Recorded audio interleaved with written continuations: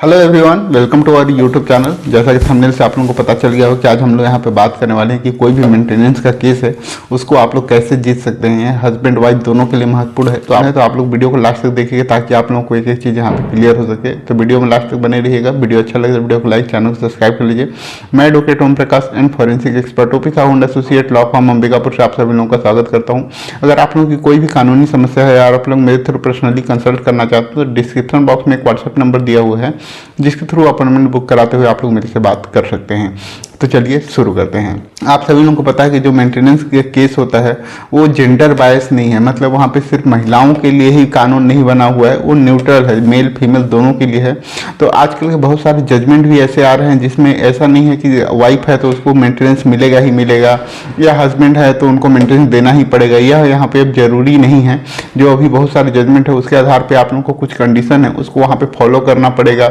उसको वहाँ पे फुलफिल करेंगे तभी आपको वहाँ पे मेंटेनेंस मिलेगा, या हस्बैंड उस चीज़ को वहाँ पे लाएंगे तभी उनको मेंटेनेंस देने से बच सकते हैं। तो उसके बारे में पूरे डिटेल से देखेंगे। तो सबसे पहले हम लोग यहाँ पे देखते हैं कि अगर कोई भी वाइफ है अगर मेंटेनेंस का केस लगाती है तो उनको कौन कौन सी बातों को वहाँ पे ध्यान रखना है और कौन कौन सी चीज़ों को वहाँ पे जो है एविडेंस के तौर पर यहाँ पे पेश करना है ताकि उनको वहाँ पे मेंटेनेंस ग्रांट हो सके। तो सबसे पहले यहाँ पे ये चीज़ दिखाना होगा कि वो क्यों अपने आप को वहाँ पे मेंटेन नहीं कर पा रही है,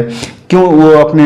अर्निंग कैपेसिटी या कुछ भी चीज़ अर्न करने के लिए कैपेबल क्यों नहीं है, वो अपना जो है भरण पोषण खुद क्यों नहीं कर सकती, उस चीज़ को वहाँ पे दिखाना पड़ेगा ताकि न्यायालय को ये लगे कि हाँ एक्चुअल में उनको वहाँ पे मेंटेनेंस की ज़रूरत है, तो फिर उनको वहाँ पे मेंटेनेंस ग्रांट किया जाएगा। तो पहला चीज़ है यहाँ पे कि उनको यह दिखाना है कि उनको मेंटेनेंस की ज़रूरत है और बाहर नहीं जा सकती। तो उसके लिए अगर उनके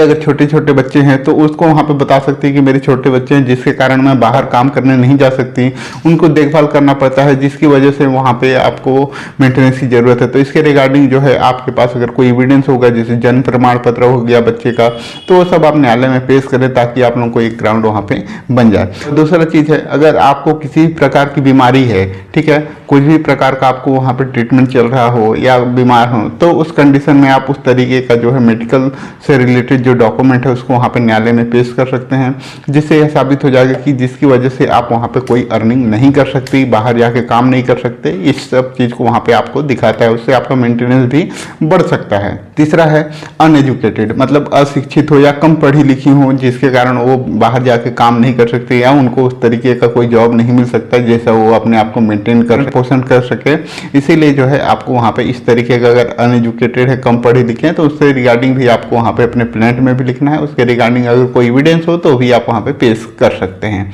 नेक्स्ट है अगर आपके कोई बड़े बुजुर्ग हैं जैसे आपके माता पिता हैं, उनका अगर आप लोगों को जिम्मेदारी है कि उनका रिस्पॉन्सिबिलिटी है एल्डर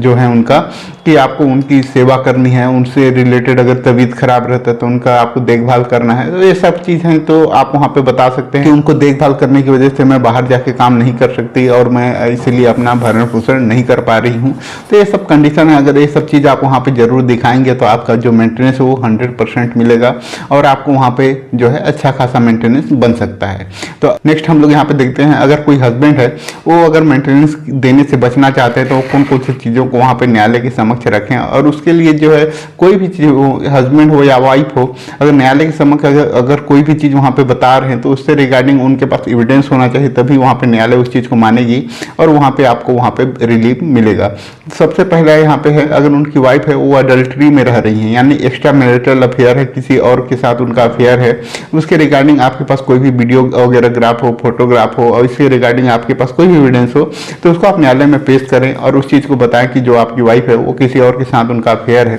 जिसके कारण वो यहाँ पे नहीं रह रही है, इसीलिए आपको वहाँ पे मेंटेनेंस देने से बच सकते हैं। तो पहला एक कंडीशन है कि अगर आप एडल्ट्री में है तो उसके रिगार्डिंग आपके पास प्रूफ है तो आप वहाँ पे मेंटेनेंस देने से बच सकते हैं। और नेक्स्ट है अगर आप उनके साथ रहना चाहते हैं और वो आपकी वाइफ है वो आपके साथ नहीं रहना चाहती हैं तो उस कंडीशन में आप वहाँ पे बोल सकते हैं कि जो वाइफ है वो अपनी मर्जी से वहाँ पे नहीं रहना चाहती है बिना कारण के, तो उस कंडीशन में जो है वो वहाँ पर से मेंटेनेंस देने से बच सकते हैं। मतलब आपको वहाँ पे दिखाना है कि वो जानबूझ के मेरे साथ नहीं रहना चाहती और कोई उसका कोई कारण नहीं है, कोई भी रीजन नहीं है जिसके कारण वहाँ पे आप मेंटेनेंस देने से बच सकते हैं। तीसरा है म्यूचुअली अगर आप लोग अलग हुए हैं, मतलब म्यूचुअल कंसर्न से आप लोगों का डाइवोर्स हो चुका है या कोई भी आप लोगों का ऐसा डॉक्यूमेंट है जिसमें आप लोग सहमति से एक दूसरे के साथ अलग रह रहे हैं, तो उस कंडीशन में आप वहाँ पर उस चीज़ को बता सकते हैं कि दोनों हम लोग अपने मर्जी से अलग रह रहे हैं। इस कंडीशन में आप वहाँ पर मेंटेनेंस देने से बच सकते हैं, क्योंकि म्यूचुअली अगर आप लोग कंसर्न से अगर डाइवोर्स हो गया है तो आप वहाँ पर इस कंडीशन में आप उनको मेंटेनेंस देने की लायबिलिटी नहीं है।